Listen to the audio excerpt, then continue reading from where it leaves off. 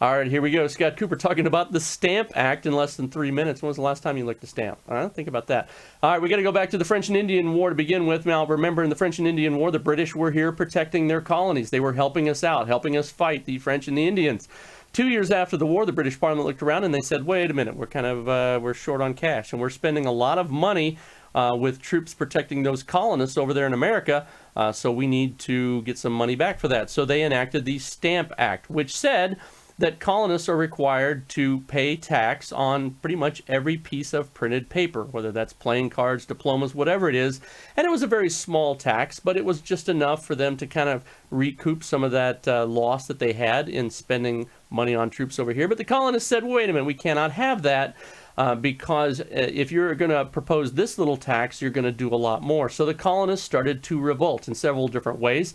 The majority of the ways were in pamphlets and things that were leading around the colonies to kind of build up the fervor against it.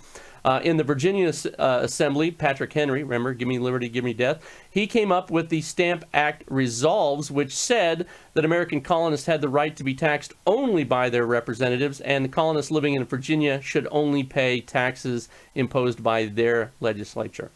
In October 1765, 6 months after this passage, delegates from 9 colonies met to discuss their opposition, and that became the Stamp Act Congress. We're building up to the Constitution. We're building it up there, so there you go.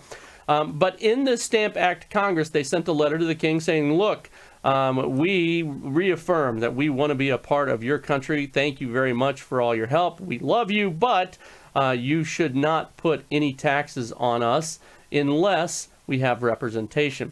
The big part came from merchants and traders who responded by signing a non-importation agreement. So in Boston, 1868, the Boston Agreement provided that merchants would not send for any imports from Great Britain for 1 year, except for fish hooks, coal, lines, woodcart, ducks, hemp, that kind of stuff.